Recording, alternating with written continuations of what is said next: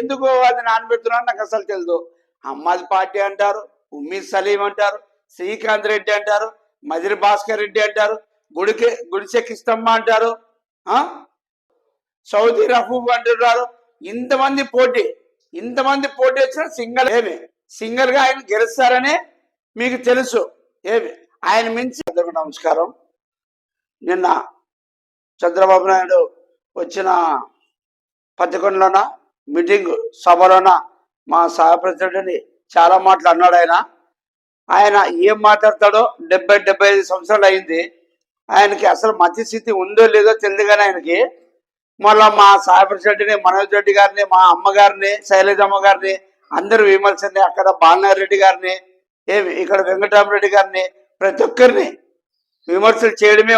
తెలుగు తమ్ముళ్ళు ఆదంలో పరిశ్రమలో పోదామా, ఇంద్రనగర్లో పోదామా, బండమెట్లో పోదామా, ఎస్కర్గల్లో పోదామా, కాంచనగర్లో పోదామా, కాజీపురం పోదామా, కునిమల పోదామా, కబీరస్థాన్ పోదామా, ఏ ఏరియాలో పోదాం ఆ ఏరియాలోన నేను చూపిస్తాను దగ్గరుండి కలిసి. పని చేయలేకుంటే ఏదో ప్రతి గల్లీలోన ప్రతి ఒక్క పని చేస్తున్నాం.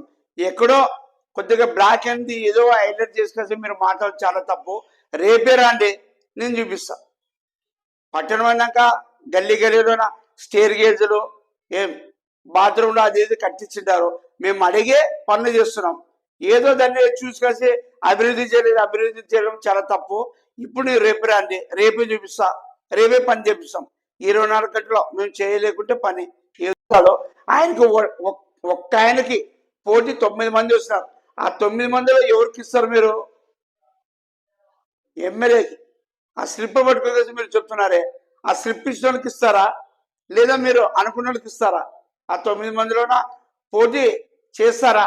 మా సాయిప్రసాద్ గారి దగ్గర ఆయన వెనకలు ఎవరున్నారు? ఒకే ఒకడు, జై జగన్మోహన్ రెడ్డి. ఆయన మించిగసి ఎవరు రాదు. యూత్ ఐకాన్ అంటే మన జై జగనే. ఆ జగనన్న ఎన్ని పథకాలు చేసినాడో, ఆయన పాదయాత్రలోన పోయేటప్పుడు పాదయాత్రలో ఎన్ని చేసినాడో పథకాలు అన్ని చేసినాడు. 99% ఇచ్చినాడు. కొన్ని చేయలేకపోయినాడు, అవి కూడా చేస్తాడు. మన ఆదోళన మెడికల్ కాలేజ్ కానీ, హాస్పిటల్ కానీ, బైపాస్ రోడ్ కానీ శాంక్షన్ అయినాయి. సబ్ కలెక్టర్ గారు కానీ, మన ఎంఆర్ఓ డిపార్ట్మెంట్ కానీ అన్ని వెరిఫికేషన్ చేస్తున్నారు. మన బైపాస్ రోడ్ చేసినారంటే ఈ టౌన్లో అన్నీ కట్ అయిపోతాయి. ఆల్రెడీ మెడికల్ కాలేజ్ మనకి ఇప్పుడు 30% అవుతుంది. ఆ మెడికల్ కాలేజ్ రెడీ అయిందంటే, ఆ మెడికల్ కాలేజ్ రెడీ అయిందంటే కరోనా పోయే పని లేదు. మన హాస్పిటల్లోనే కానీ, పెద్ద హాస్పిటల్ కానీ, ఆడోళ్ళ హాస్పిటల్ కానీ, మొగోళ్ళ హాస్పిటల్ కానీ 2 అంతస్తులు 3 అంతస్తులు కట్టించేసినారు. అది డెవలప్ కాదా? చేయలేకుంటే ఇవ్వ పని. ఆయన ఇన్ని అభివృద్ధి చేస్తున్నాడు మా జగన్ గారు. మీరు ఏం చేయలేదు, మేము పథకాలు ఇస్తాం, అవి ఇస్తాం, ఇవి ఇస్తాను. ఇంటికి మీరు ఆస్తి పత్రాలు పట్టుకొని కలిసి రాసిస్తున్నారు. కానీ నమ్మలేకపోతున్నారు చంద్రబాబు నాయుడు గారు. మా సీఎం చెప్పింది ప్రతి ఒక్కరు గుండెల్లో నాటుకోపోయింది. ప్రతి ఒక్క పని చేస్తా అని మా అక్క జిల్లాకి తెలుసు. 2024 అయిపోయినా కూడా ఇప్పుడు మెడికల్ కాలేజ్ కానీ, బైపాస్ రోడ్ కానీ చాలా అన్ని డెవలప్ చేస్తారు. చేయలేకుంటే ఏదో అన్నికి ఆ ఘనత మాకే దక్కుతుంది. పైన జగనానికి, సాయప్రసాద్కి ప్రతి గల్లీకి ఏం పథకాలు చేస్తున్నాడో, ఏం రోడ్లు వేస్తున్నాడో, కారులు వేస్తున్నాడో, సిసి రోడ్లు వేస్తున్నాడో నేను నిరూపిస్తా. గల్లీకి నేను నిరూపిస్తా. మా సాయప్రసాద్ గారికి అనేదానికి బాధాకరం అవుతుంది.